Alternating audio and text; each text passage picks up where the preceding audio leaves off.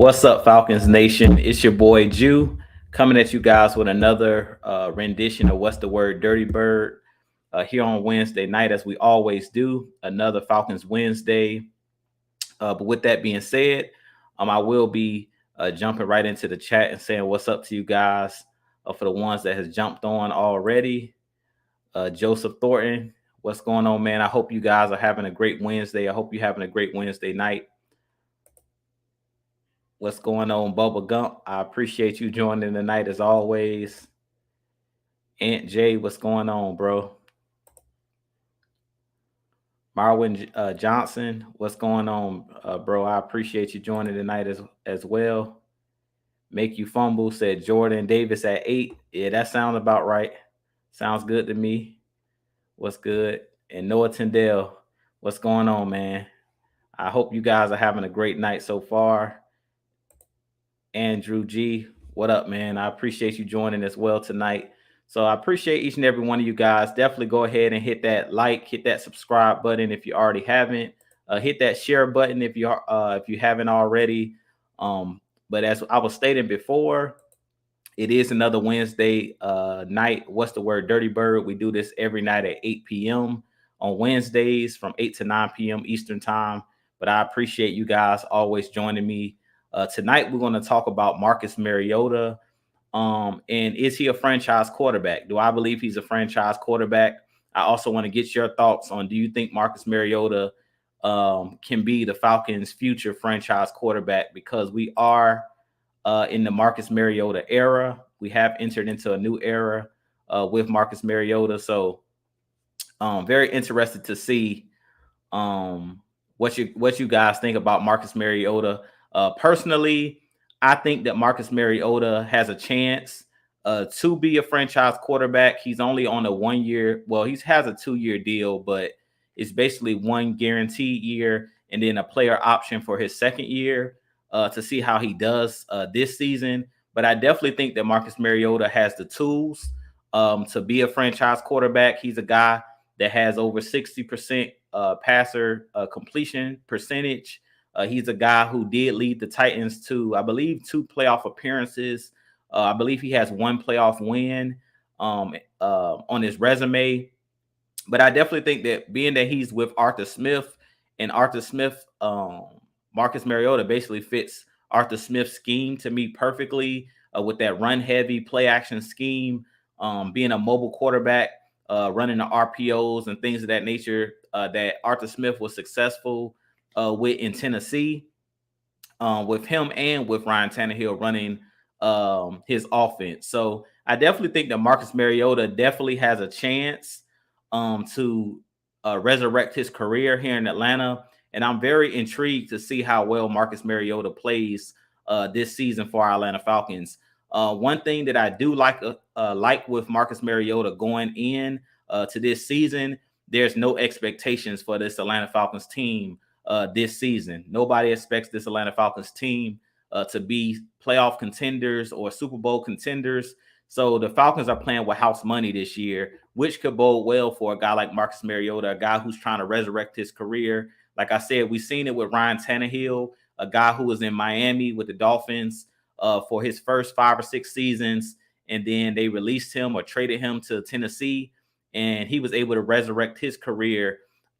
Sitting behind Marcus Mariota, he was able basically to take Marcus Mariota's job when he got injured there in Tennessee, and basically never looked back. So I think Marcus Mariota has a great opportunity in front of him. The sky's the limit. And being that we don't have a franchise guy here in Atlanta anymore with Matt Ryan being traded, I definitely think that Marcus Mariota could be that guy. I do feel like Marcus Mariota is kind of being overlooked by the media and by a lot of Falcons fans because everybody just labels him a backup because he was a backup for the Raiders. But it's a lot of capable backups, which Ryan Tannehill proved, and which a lot of backup quarterbacks have proven. The Nick Foles of the world. It's been guys that's been backup quarterbacks that end up becoming the starting guy or end up becoming the franchise guy. Kirk Cousins was another guy with the Washington Redskins who sat behind RG3 and eventually ended up taking over as a starting quarterback. And now he's been a starting quarterback with the Minnesota Vikings for the last couple seasons. So I definitely think that Marcus Mariota has a chance to prove the doubters wrong. And like I said, he has all of the tools. And the reason I think that he'll be successful here in Atlanta, which I just mentioned a moment ago, is because he fits Arthur Smith's scheme perfect. And we know we always talk about, players when they're drafted, it's about the scheme that they're placed in. Are they in a situation where they can succeed? Are they in a situation where the play caller or the defensive coordinator or the offensive coordinator are going to call plays and going to call the plays that'll fit that player? And I think that's what that was the main reason why Arthur Smith went after Marcus Mariota after Matt Ryan was traded, is because of the familiarity with his scheme. And he knows Marcus Mariota is a very capable quarterback. A lot of people forget Marcus Mariota, when he was drafted, was the number 2 overall pick. I believe in 2015 it was. So I definitely think that Marcus Mariota has a chance to resurrect his career here in Atlanta and possibly be the next franchise quarterback for our team. Like I said, we've seen Ryan Tannehill go to Tennessee and get signed to a $100 million deal 4 years after having or winning comeback player of the year. So I think Marcus Mariota, after sitting behind Derek Carr with Oakland or with the Las Vegas Raiders, I think he's was able to kind of sit back, get healthy, watch these veteran quarterbacks in the league, watch those guys have success, and kind of know what he needs to do moving forward. And that's something that he talked about in his interview or his press conference with the Falcons. He talked about being more vocal. He talked about when he was in Tennessee, he really wasn't that vocal and not telling the play caller what he needed or what plays were working well for him or what fit him best, and sitting behind Ryan Tannehill, sitting behind Derek Carr.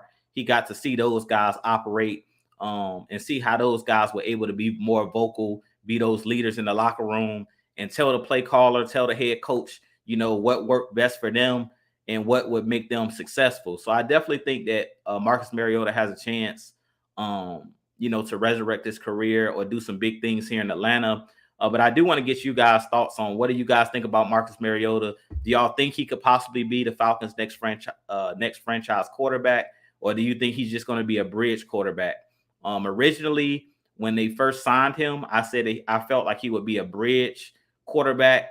No disrespect to him, but I think this is an opportunity for him to seize. He definitely has a chance to seize this opportunity because that quarterback room right now is basically vacant. It's no experience other than Felipe Franks, who's a second-year quarterback. There's nobody there to take the reins. So I definitely think he can come right into that room and, come right into this locker room and demand that respect. So, and definitely come in and gain these guys' respect. But with that being said, I want to jump right in back into the chat and say what's up to everybody that may have joined after I kind of went through the roll call. Shout outs to Dre Murphy. He says, what up everybody? How everyone doing and feeling on this hump night? What's going on, man? I appreciate you joining as always, Dre. Make You Fumble says franchise quarterback at 29. No, but a good stopgap. Yeah, I definitely think he could either be a bridge guy. But if you look at Ryan Tannehill, I think he was like 30 years old when he went to Tennessee. And I consider him their franchise quarterback, even though I'm not the biggest Ryan Tannehill fan, but they gave him the bag. They gave him $100 million. So Brian People says the great Tom Brady was a backup too, Jew. Exactly. Tom Brady was a backup. Aaron Rodgers was a backup. A lot of these guys were backup quarterbacks. Steve Young was a backup to Joe Montana. I mean, you got a lot of guys. Mark Bolger, who ended up taking Kurt Warner's job with the Rams. I mean, you have guys that, were backups that end up becoming franchise guys or end up becoming starting quarterbacks. Todd Davis, what's going on, man? He says, do we sign a vet to back up Kyle Pitts, or do we draft someone or give Parker Hesse the job?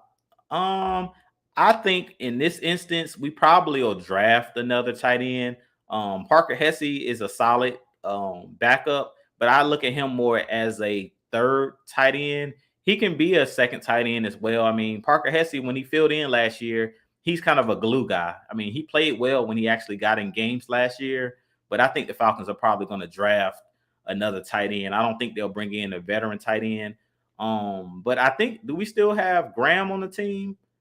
Do we still have Jaden Graham? Somebody let me know if we still have Jaden Graham on this team, because we have Jaden Graham still on this team. I thought he got injured last year. If he's still on the team, he's a number 2 tight end, and he's still very young and athletic, so he could be that number 2 tight end as well. And Todrick says he will be a bridge. Yeah, I mean, I said the same thing. I don't know. I think when he signed with the team, I said that Marcus Mariota probably would be a bridge guy.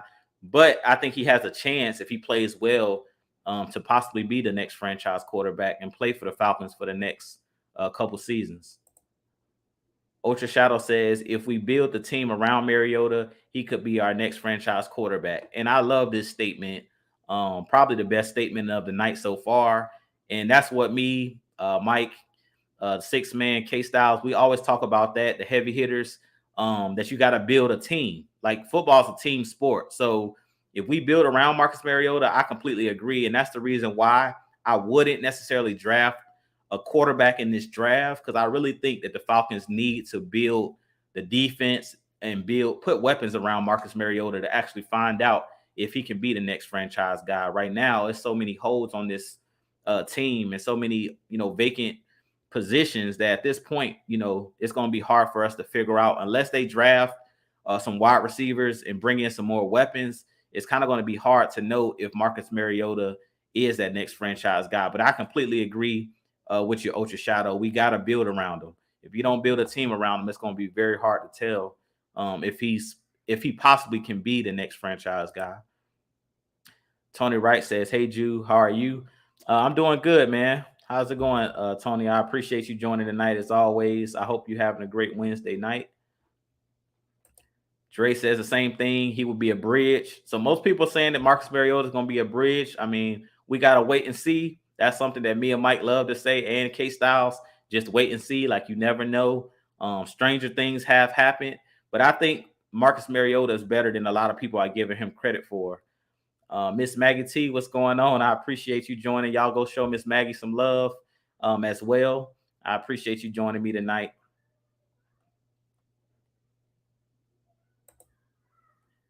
Joe Houston, what's going on, man? He says people thought Tannehill was done in Miami, and look what happened when he with him and Arthur. Yeah, exactly. And that's what I was saying earlier, Joe. I definitely agree with you. I think that Marcus Mariota has a chance to do what Brian Tannehill did and kind of resurrect his career, because Arthur Smith loves quarterbacks that are mobile. Like, his system is built for a mobile quarterback to do the RPOs and to do the the run heavy sets that he likes to run, and to be able to use the quarterback's legs. That's what Arthur Smith likes to do. So I think these guys will possibly have just as much success as Matt Ryan had last year, but maybe even a little bit more, because Matt Ryan is limited when it comes to being able to scramble. Yes, Matt Ryan can get outside the pocket, but you're not going to call a quarterback run for Matt Ryan like in a quarterback draw or something like that. And that's something that I think Marcus Mariota is going to be able to do, is those quarterback draws and things of that nature. Him and Ryan Tannehill, both of those guys have the athleticism where if they hit a crease, which we've seen a couple years ago with Ryan Tannehill, I think it was on the Sunday night game, he hit a crease and he went for like 50 or 60 yards for a touchdown, and nobody expected him to keep the ball. So I definitely think now you can run those quarterback keepers with a guy like Marcus Mariota. Make You Fumble says Brady learned after Bledsoe, though. Yeah, I agree. Yeah, Brady learned under Bledsoe and Josh McDaniels, Charlie Weiss, who was the offensive coordinator there. They had some great offensive minds over there in New England, and a great coaching staff. He also learned under Bill Belichick, who's one of the best, of course, probably the greatest coach of all time, to be honest, but definitely a top 3 coach of all time. What's going on? This is the wife right here. What's going on, baby? I love you. Appreciate you tuning in as always and producing in the back. I appreciate you. He said Rodgers learned from Favre. Yep. I agree with that as well. Like I said, most of these guys had somebody that they could kind of learn up under. And that's another reason why I'm not opposed if Arthur Smith and Terry Fontenot, believe that one of these quarterbacks in this draft, like a Malik Willis, is the guy that they want to go after, and have Marcus Mariota basically be that bridge quarterback to kind of, prep and get those guys ready to go. I wouldn't be upset with having, somebody sit behind Marcus Mariota. But we also have Felipe Franks. Don't forget about Felipe Franks. He could be a guy that can learn behind Marcus Mariota as well. I'm not saying that Felipe Franks is a franchise type quarterback, but you never know. He's a guy that's mobile as well and has a big arm. Pat Noah says, Jew, what's good, homie? Hey, what's going on, man? I appreciate you joining tonight. And Noah says, Graham should be here back from his injury. Okay, so they were the number 2 tight end right there. And I appreciate that, Noah. I thought Jaden Graham was still on this team. So Jaden Graham would be the number 2 tight end, even though Parker Hesse, both of those guys are solid number 2 and number 3 tight ends. So, yeah, Jaden Graham is one of those guys who, when he got his opportunities before Hayden Hurst was here, his rookie season, he showed some things. He's a guy that's athletic, a guy that can run out the catch, a guy that can block. So, and he's on a cheap contract. So I think he's still under his rookie contract. So I definitely think we already have a Jaden Graham on the number 2 tight end or number 3 tight end on the roster.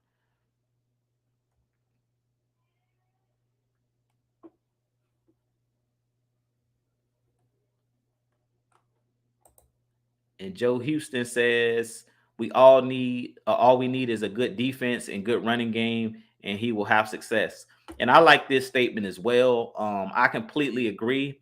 I think if you look at that 2017 Eagles team that beat us in the divisional round, they pretty much with Nick Foles were just a great running team and had a good defense. Like, they just had a really good defense with a good pass rush with Fletcher Cox, Brandon Graham, Barnett and those guys over there, Derek Barnett. And also I believe they had in the back end, they had I forget his name now, but they had the guy that recently retired today that played with the Saints, the safety. So they had some really good defense, and they had a really good running game. So I agree. If you're good in the trenches, I definitely think that you have a chance. And that's what the Eagles were that year, because we all know that Nick Foles isn't a world beater. He isn't as good as Marcus Mariota. Personally, I think Marcus Mariota is a better quarterback than a Nick Foles. So if Nick Foles can win the Super Bowl, and if Nick Foles can lead a team, I definitely think that Marcus Mariota definitely has a chance.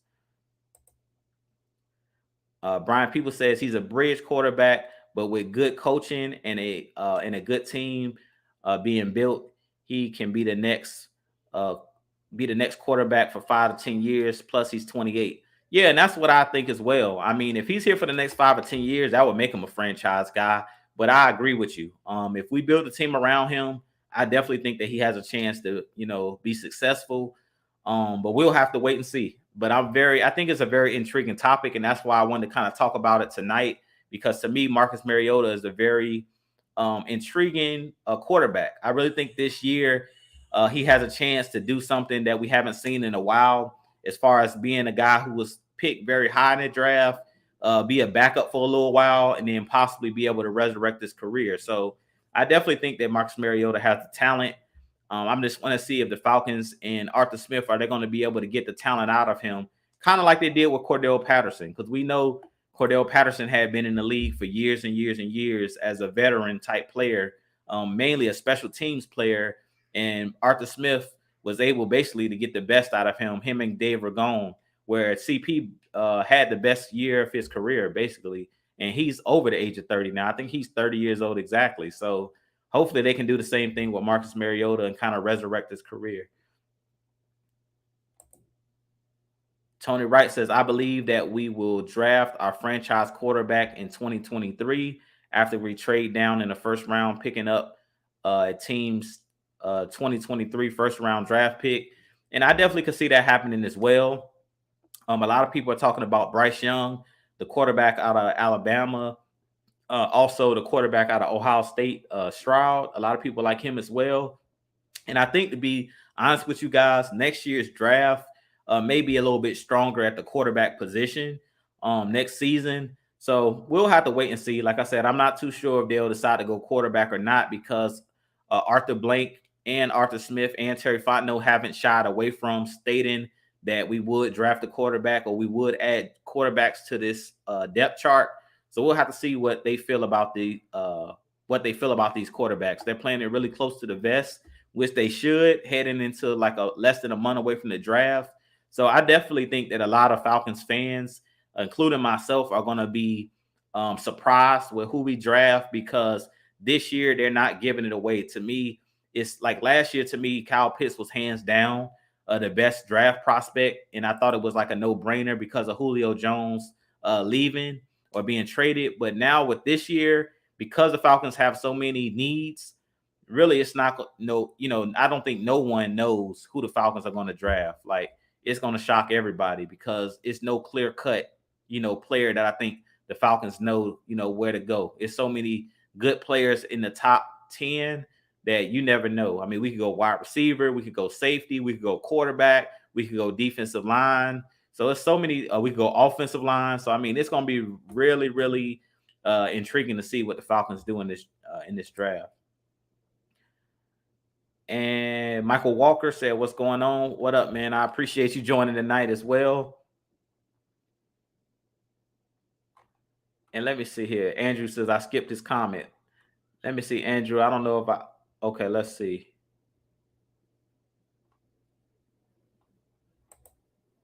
So Andrew says, "I think in the 2023 draft, they will draft a quarterback. I don't think Mariota will be the guy long term, but it's possible if he stays healthy and plays well." And I agree. Yeah, I think a lot of us are saying bridge, that he's going to be a bridge quarterback. And personally, that's what I think. I think he's going to be a bridge quarterback as well. But I think he has what it takes to be a franchise guy. And I wouldn't be surprised if they don't draft a quarterback this year and they're thinking about drafting a quarterback in 2023. If he plays really well this year, like I'm talking about get us to the playoffs or something like that, or get us close to the playoffs, like a game out of the playoffs, depending on how well he plays, I think that the Falcons may extend his contract and they may franchise guy because being 28, that's still 28, 29, that's still really young nowadays for a quarterback. Matt Ryan is near 40, and most of the quarterbacks that's doing it at a high level, Aaron Rodgers, Tom Brady, these guys are knocking on 40. So being 28, 29, that means he still has at least 10 years left in the tank, or at least 7 good years, good prime years left. So I definitely think that Marcus Mariota, if he stays healthy, could definitely be the guy.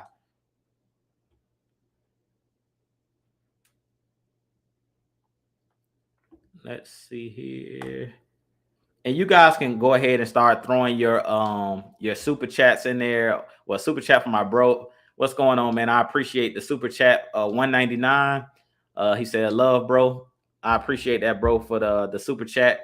But I was saying you guys can go ahead and throw your questions in there as well. If you guys have questions, you guys know I end prompt at 9 p.m. usually. So I do want to go ahead and start getting you guys your questions in. So fan Q&A is open. So go ahead and start dropping your questions in there, whether it's about the draft or whether it's free agency or any question you may have. Definitely go ahead and start dropping those questions in the chat.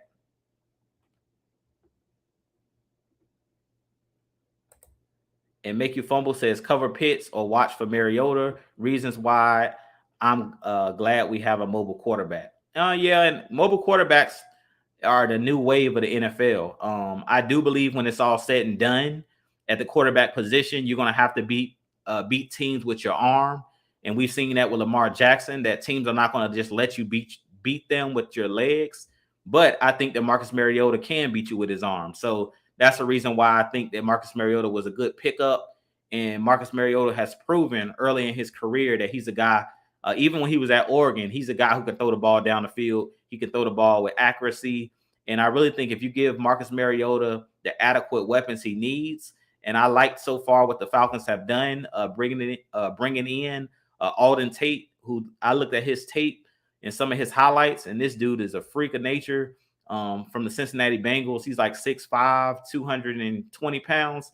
He's a really, really good wide receiver. I didn't realize how big his catch radius was, and I didn't realize how good of a player he was because I had never really seen him play.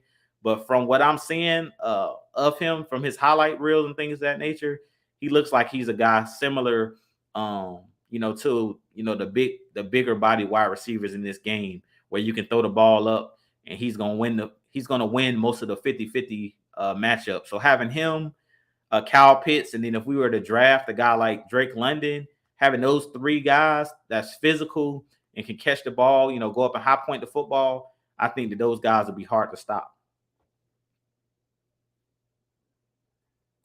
And I appreciate that, Miss Maggie. She says, hey, y'all, drop those likes while you're watching. Most definitely. Please hit that like, hit that subscribe, hit that share button for your boy. I appreciate it.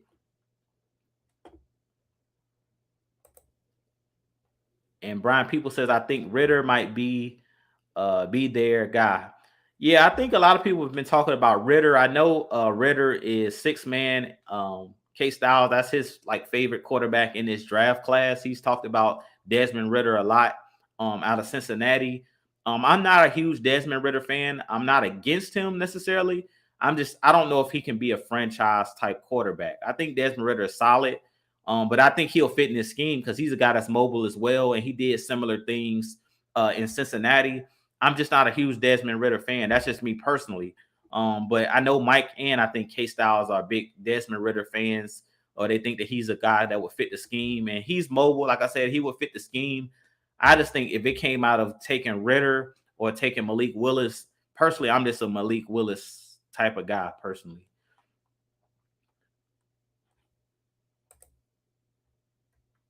And Tony Wright says, I also believe we will draft our future backup quarterback in this year's draft in the 3rd round, either Carson Strong of Nevada or Bailey Zippy from West Kentucky. I don't know. I feel like if I were the Falcons, I wouldn't take one of these guys that are like a project necessarily. The only quarterback I would take in this draft is a quarterback that you think is a franchise guy. And the reason I say that is because you have Felipe Franks. So I don't think it would necessarily make sense for them to draft another quarterback that's like a guy that they think is a project necessarily. I feel like if you're going to do that, you might as well just try to develop Felipe Franks and then use that pick for something else. That's just me personally. I wouldn't necessarily take a guy unless you think he's the franchise. That's why I keep saying Malik Willis or Desmond Ritter or the guys that are, highly touted in this draft. I wouldn't necessarily go for a 3rd round or 4th round quarterback because at that point, you just did that last year with taking Felipe Franks later in the later rounds. I don't necessarily think that they should do that. But if they decide to do that, we never know. Stranger things have happened. And usually teams carry at least 2 to 3 quarterbacks, whether they're on the practice squad or whether they're on the active roster. So I wouldn't be surprised if they decide to take a quarterback later in the draft if they don't want to spend high draft capital for a quarterback. And Eric McDowell, I appreciate you joining tonight. He says we just signed Melvin Gordon. Are you saying the Falcons signed Melvin Gordon, or are you saying should we sign him? If we did, I didn't know that, but if we did, I think Melvin Gordon is solid. But you guys let me know if we signed Melvin Gordon. I didn't see that today, but if we did, I definitely will drop a video. And I'm a Melvin Gordon fan. He played really well, but he played really well in Denver. But I didn't know that. Maybe he's saying we should sign him. Now he said we just signed Melvin Gordon. Okay, I gotta look that up. Somebody let me know in the chat if we signed him today. I didn't notice.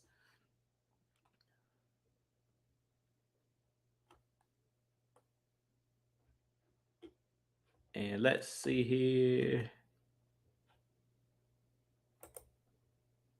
Andrew G says, I feel like they will draft a quarterback in 2023. I think I might have read this. Marcus Mariota, I don't think is going to be our franchise guy. Yeah, I think I read this one already. Let's see. I'm Vaughn. He says Bruce Arians moving to the front office. Todd Bowles is the head coach in Tampa Bay. Okay. Did that happen already? Or if that happened, I missed that today too. You guys, I've been at work all day, so I haven't had a chance to catch up on the news. But if that's the case, I think Todd Bowles will be a great head coach. I definitely think he deserves another shot at being the head coach for the Tampa Bay Buccaneers. He did a really, really good job with that defense over there. Him and Byron Leftwich, who both were up for head coach. They were both head coach candidates. I definitely think that if this is true, that Todd Bowles is not a head coach of Tampa Bay, I think that that's really good, and that's going to breathe some life into that team, especially because I heard that it's kind of a rift between Tom Brady and Bruce Arians. I heard that they really don't get along that well. They kind of butt heads.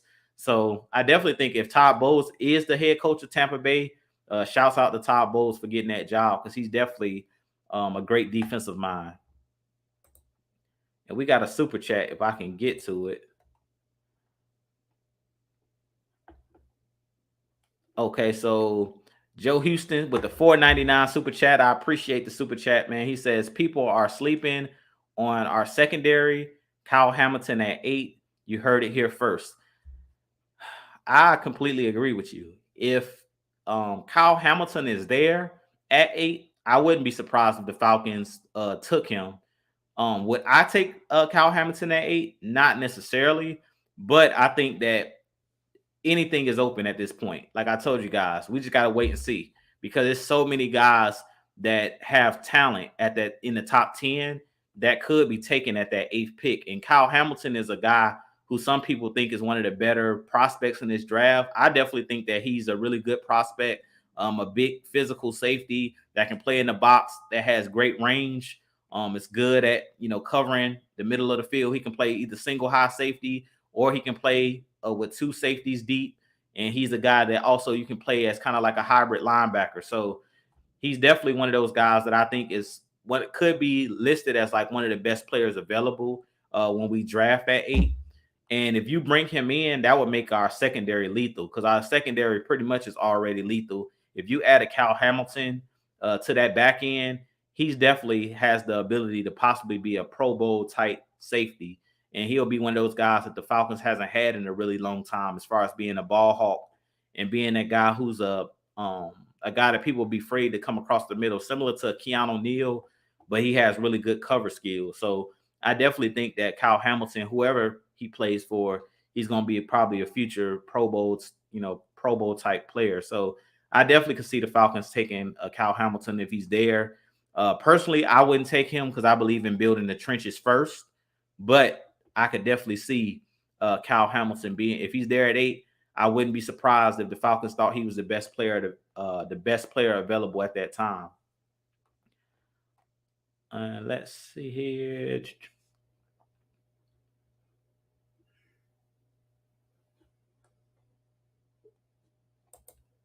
And this is a good question right here. Dre says, Jew, what do you think about the rules changing in overtime in the postseason?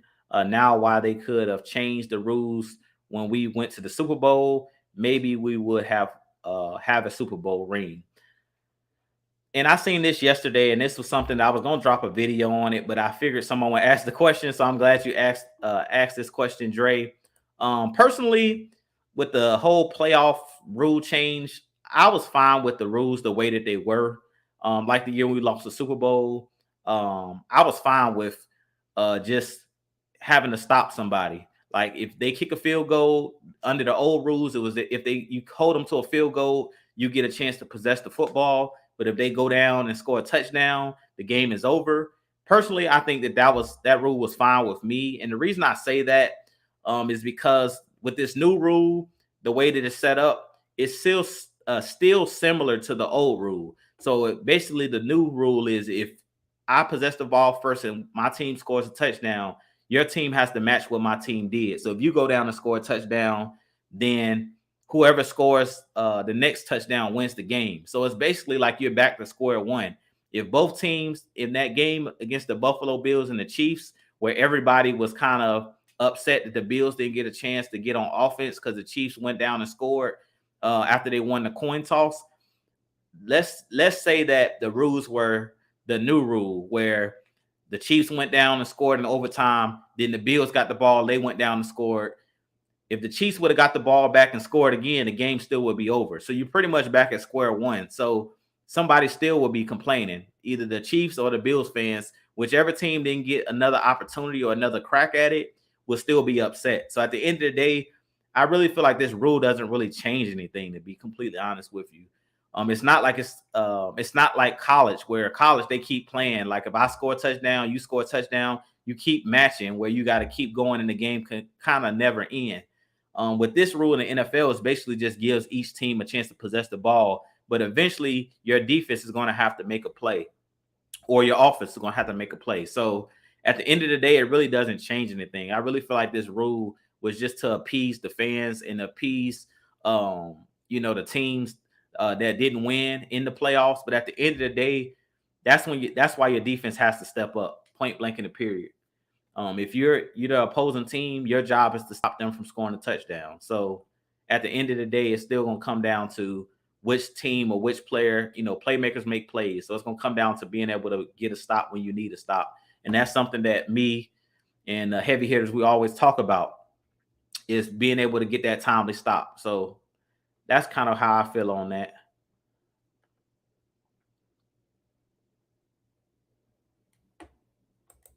And Brian Peoples, I appreciate that. I was trying to think of Malcolm Jenkins. That's who I was referring to earlier, the safety for the Eagles and the Saints, Malcolm Jenkins. He was on that 2017 Super Bowl team, and he actually retired today. So shouts out to Malcolm Jenkins. I seen a post that they said he was the only player in Super Bowl history to beat both Tom Brady and beat Peyton Manning in a Super Bowl, which is, he's in pretty good company to beat those two guys. He won a Super Bowl with the Saints when they beat the Colts years ago, and then he also won with the Philadelphia Eagles in 2017 when they beat Brady and the Patriots. So, excuse me. So he's in really good company.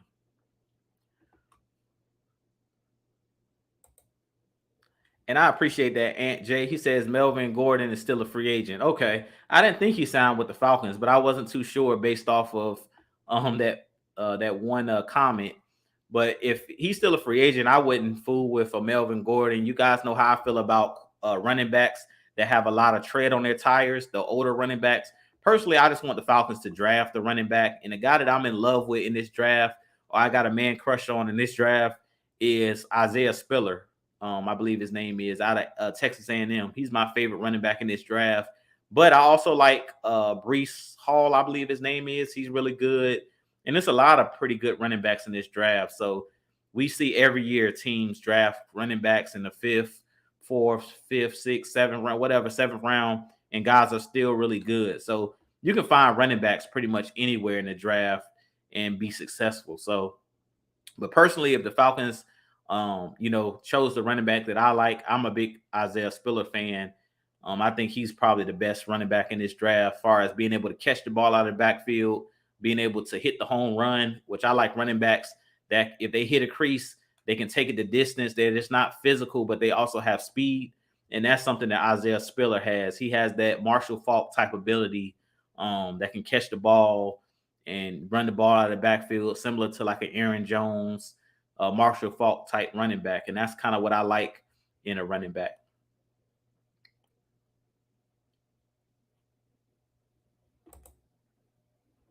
And Tony Wright says, I want the mainstream media to keep sleeping on this young team.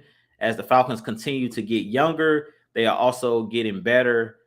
This is a very young team. Yeah, this is a really young team, and it's a very new team. Like pretty much the old Falcons regime, all of those players are gone. Like left from the Super Bowl team is only Deion Jones, Grady Jarrett, and I think that's it. I think it's just Deion Jones and Grady Jarrett. And someone correct me if I'm wrong, but I think those are the only guys that's left from that Super Bowl team. So that just goes to show you that they pretty much blew this whole team up, or have, flipped this roster on its head and kind of brought in they're bringing in their guys.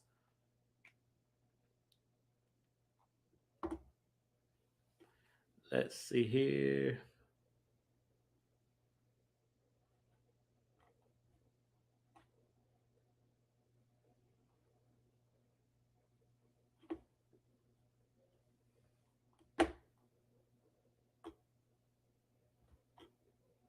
And I see Floyd Donnelly in the chat. He's talking about being disciplined. in the draft. And I definitely agree with you. I think he's mentioning like the Falcons got to stay disciplined and draft where we, draft the needs of the team. And if I completely agree, I feel like in this draft, you're gonna have to go after the needs. And I feel like the needs of this team is the defensive line, wide receiver, running back. Those are the positions you have to hit. Offensive line. Before you touch a quarterback, I would rather see the team go in and hit the needs before they start just bringing in luxury picks. To me, right now, a quarterback would be a luxury at this point, unless you just feel like this guy's your guy moving forward.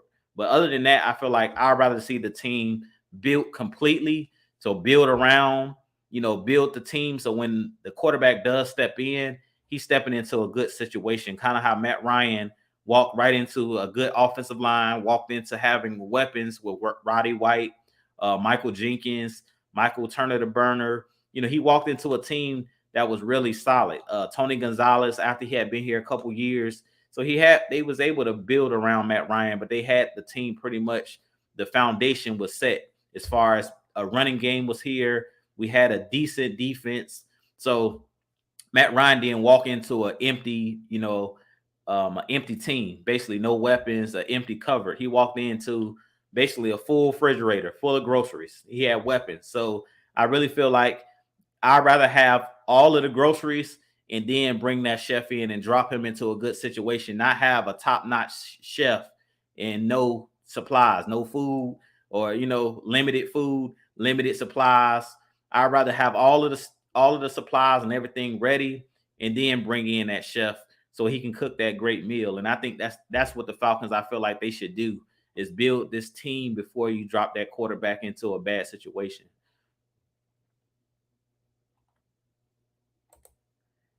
Brian People says, with the NFC being open with all the quarterback trades, do you see a playoff team? I think he's saying, do you see us being a playoff team? Me personally, I do. I think this is a 9-win team, maybe 10.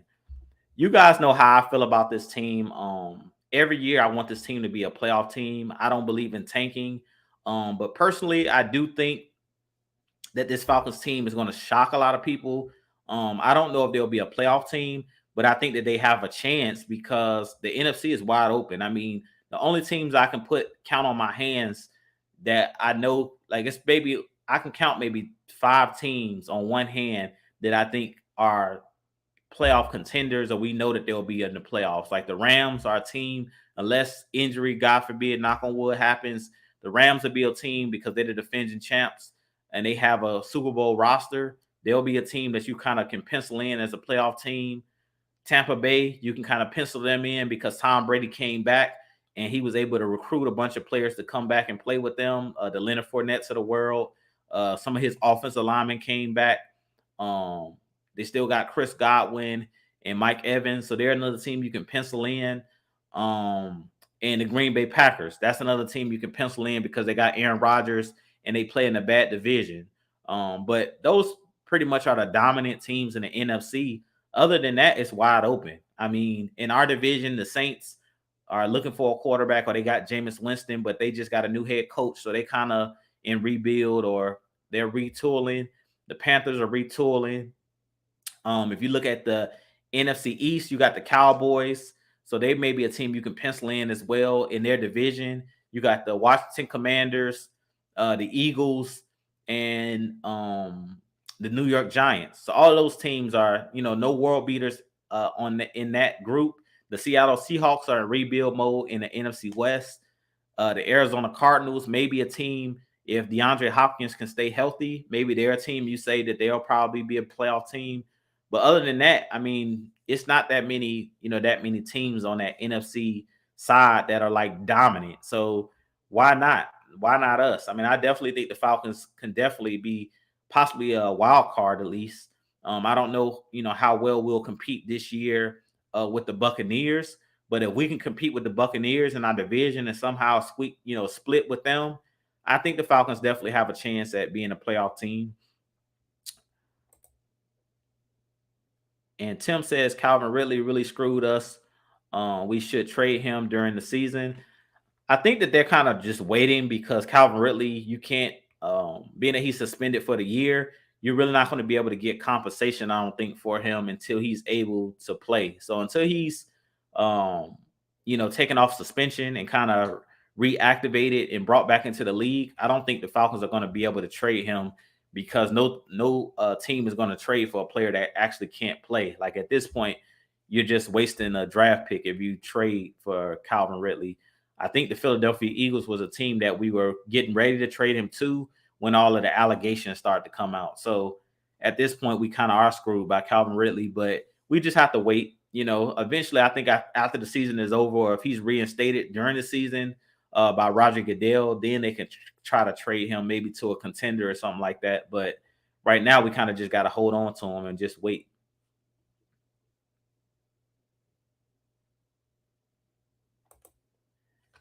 And Andrew says, as of now, mobile QBs are not winning the majority of the Super Bowls. So I'm not sure why everybody is obsessed with them. They just like it because it's exciting. That's why the fans like the mobile quarterback, because they're exciting. At the end of the day, like I said, it's going to come down to being able to beat a team with your arm. You're a quarterback for a reason. Quarterbacks are not made, like their primary job is not to run the football. That's your running back. Your quarterback's main job is to distribute the football like a point guard in basketball. His job is to pass the ball. So you want a quarterback that can pass. You don't want your quarterback to be run dominant. And that's why you haven't seen the Lamar Jacksons. You haven't seen even Michael Vick back in the day.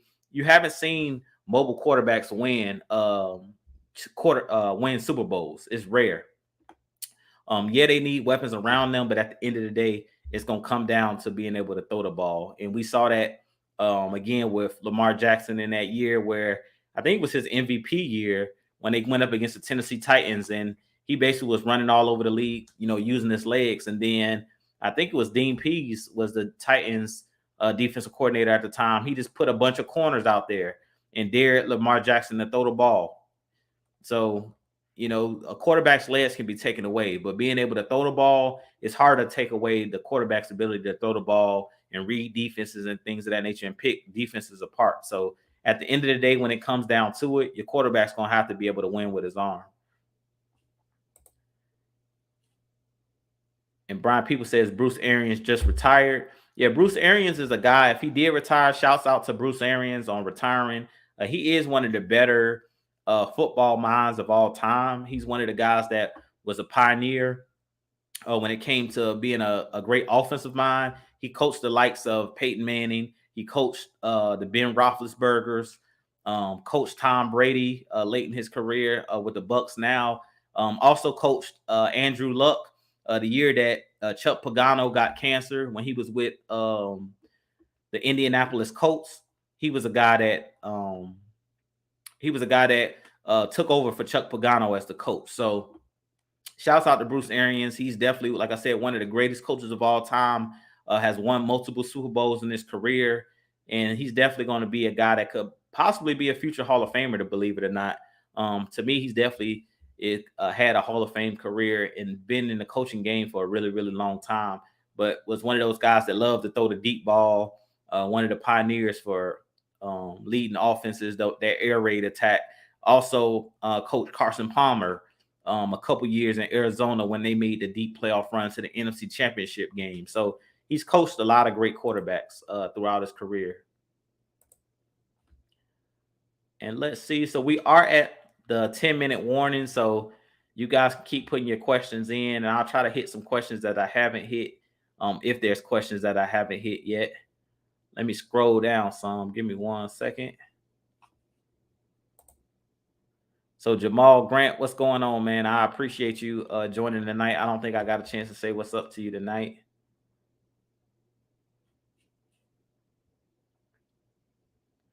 Let's see. And Bubba Gump says Hamilton won't even be available at 8.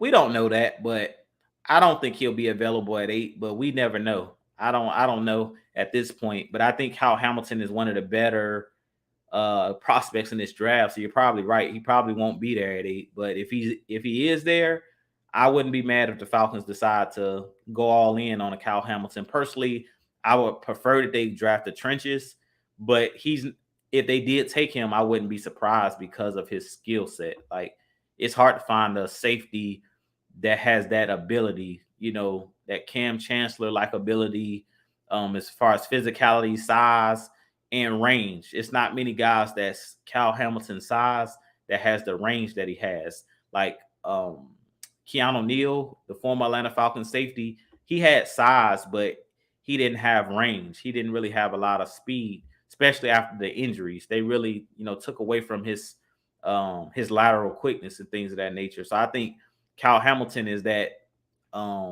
he's kind of in between a hitter and a guy who can cover. So he's a guy that can do both, and it's hard to find those guys that can do both. Not only be physical, but also can cover like man to man and stuff like that. And I've seen some tape of Kyle Hamilton at Notre Dame where he's like lining up over wide receivers, lining up over safeties and covering them one-on-one as like a corner, and being able to play in the box and being able to play over top. So it's not many guys that can play on all the levels like that and have that kind of ability. So I definitely think he's a special prospect.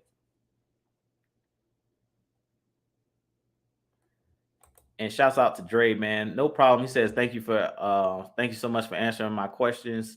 No problem, man. That's why I'm here. I appreciate you guys asking your questions.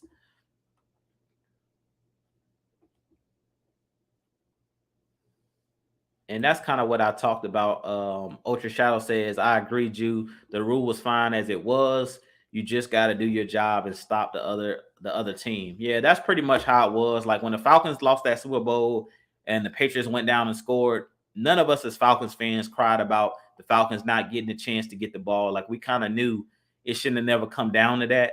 And that's pretty much how I feel about this overtime rule. It's the same exact thing. At this point, if you're a defender, your job is to stop the other team from scoring. I feel like them adding this new rule is you're still going to have somebody complaining when they get the ball and the other team scores, and then you get the ball and you score. The next touchdown wins the game. So you're back to square one at the end of the day. So I really feel like it doesn't really solve anything.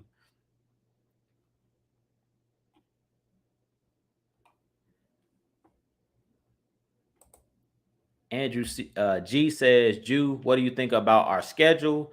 Nobody really talking about it. We pretty much got to play the best playoff teams from last year. How many wins you think we get?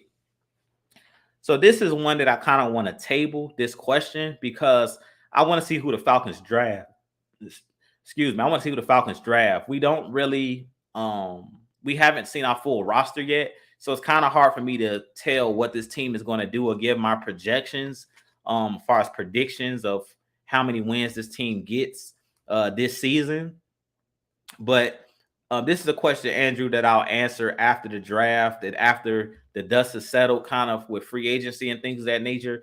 I start talking or answering these type of questions closer to a training camp when we kind of see the rosters and what players are on the roster, and I can kind of size up the other teams and see who's on their rosters to kind of see how our Falcons stack up. But on paper, right now, it's too early to tell because the Falcons still got a lot of work to do as far as drafting and still in free agency. Like we still have, I don't know how many players we have on the contract, but we need a lot more players still, I believe, to get to the 53-man roster type deal. I don't think we have that many players under contract yet. So first I want to see who they draft, and then I'll be able to kind of give a better estimate of what I expect.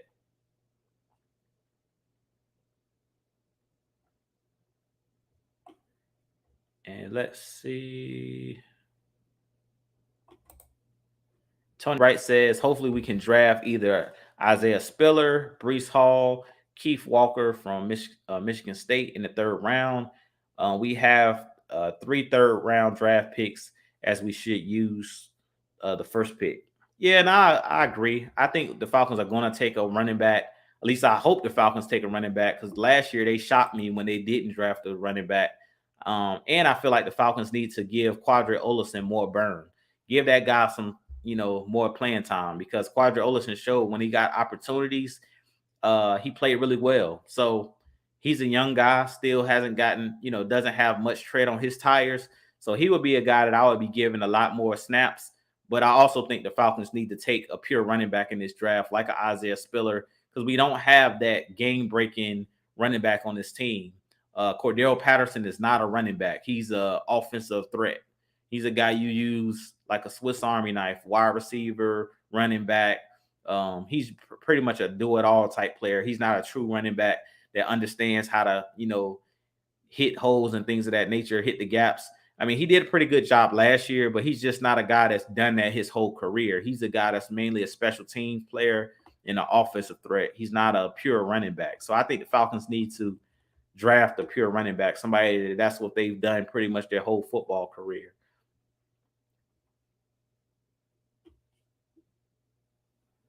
Let's see here. And we're getting ready to wind down. We're on the last 5 minutes of the show.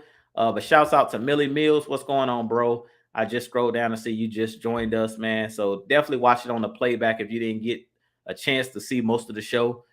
Let's see.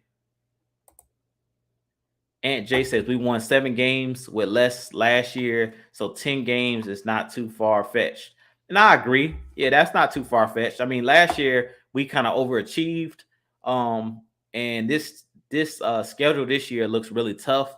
But I think that the Falcons could be better because we're still bringing in guys. So we got to see, because last year we didn't have any weapons. I mean, it could get no worse than last year. This year already, just looking at the guys, the Alden Tate and Cordell Patterson coming back for a second year, Kyle Pitts at the wide receiver / tight end position. If you draft the wide receiver, which I think this is hands down, the Falcons are going to draft multiple wide receivers in this draft to be difference makers because they know that Calvin Ridley is not going to play this year. I think this Falcons team is definitely going to be better all the way around because they're going to have more weapons. So I definitely could see this team winning more than 7 games just because they're going to have more opportunities and better weapons around the quarterback position. And Eric McDowell says, I'm willing to bet we'll have a better defense this season. I am too. I think that this Falcons defense is definitely going to be better because they're going to draft Jordan Davis, or they're going to draft Kayvon Thibodeaux, or they're going to draft one of these edge rushers that's going to dominate. So I definitely think that this defense will be better because, for one thing, it's going to be their second year under Dean Pease, so they'll have a better understanding of the defense. But I also think that they'll be better because they're going to go out and bring in better players in the trenches. That's really what we struggled last year. The back end was fine last year. Yeah, they made a couple errors, like you had Fabian Monroe with a couple pass interference from time to time. But other than that, they did a good job of holding teams and not giving up big plays. Like, we were one of the best teams in the league as far as not giving up the big play. So I definitely think in this year, if you go out and bring in pass rushers in this draft, I definitely think that there's a chance that this defense will be better just because you're going to get more pressure on the quarterback, which is going to force more turnovers.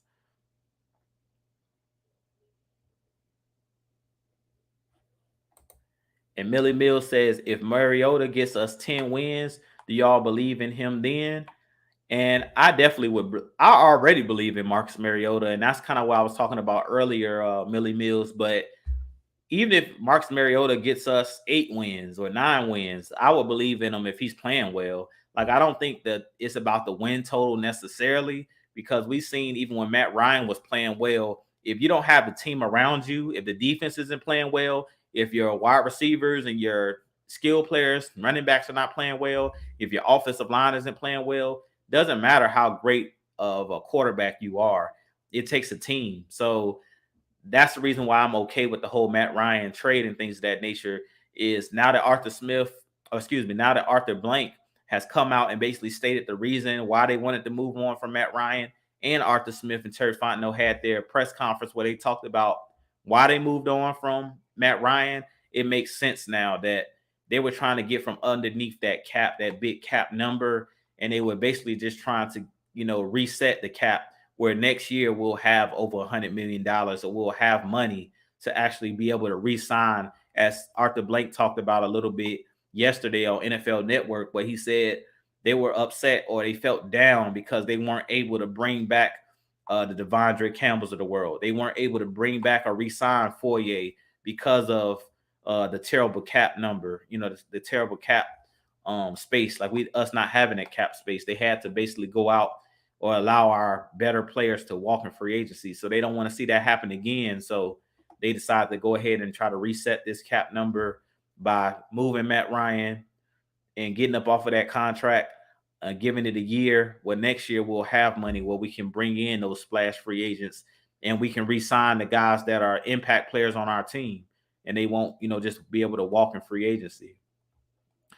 But with that being said, getting ready to wrap it up for the evening. But I do appreciate each and every one of you guys joining tonight.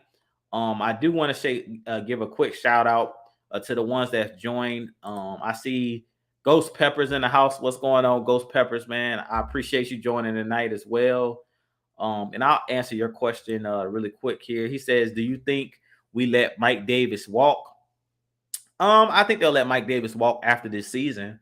I don't see them cutting Mike Davis unless he doesn't perform like during the preseason and they draft a running back or something like that, and they think that, we'll just go ahead and cut bait.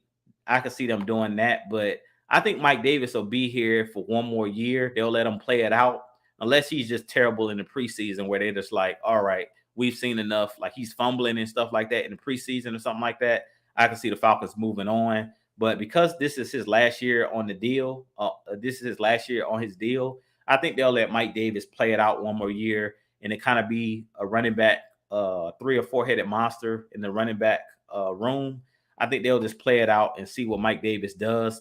But if he doesn't play well, I can see him easily getting cut during the preseason or during training camp if he's not, producing. They could always move on from him if we bring in a guy to replace him. And shouts out to my bro, Mad Mike Sports. Y'all definitely go over to his channel as well and show him some love. He says, gotta have pieces on all phases. Now we can go. And I definitely agree with Mike in this instance. You have to have pieces. You have to have a team. Football is a team sport. This isn't golf. This isn't a game where you're playing by yourself. This is a game. This isn't tennis. This is a game that you need all 53, men on your roster to do their job. So at the end of the day, I completely agree. It's going to take a total team effort to be able to be a playoff team and definitely be, playoff contenders, Super Bowl contenders, the whole 9 yards. But with that being said, this being your boy Jew. You guys make sure you guys hit that like, hit that subscribe button for your boy. We're about 300 some away from 2,000. So continue to hit that like and subscribe button for your boy. Help your boy get to that 2,000 subscribers. Hit that like and subscribe button for Mad Mike as well. I believe he's nearing 7,000, if I believe. And I believe K Styles is on this road to 1,000. So definitely continue to help your boys get to their goals. With that being said, you guys stay tuned as you see here. Like, share, subscribe. Until next time, I'll holler at you guys. I'll give you guys your Wednesday nights back. You guys have a blessed rest of your week. With that being said, this been your boy Jew signing out, and I'll holler at you guys in the next What's the Word Dirty Bird live video. With that being said, I'll holler at you guys. It's always Falcons Nation. Rise up. Peace.